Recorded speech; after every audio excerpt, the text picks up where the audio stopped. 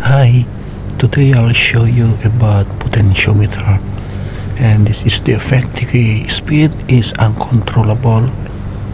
Papakita ko sa inyo guys ang sirang potentiometer. So hindi constant yung kapit ng ating wiper sa kanyang resistive track.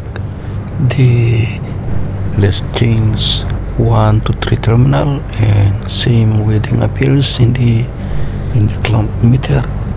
As you can see, there is a jump reading whenever I turn the knob of the potentiometer. In this case, a replacement should follow. Palitin na to guys, dahil yung mga operator nito is pabigla-bigla sila kung mag-turn.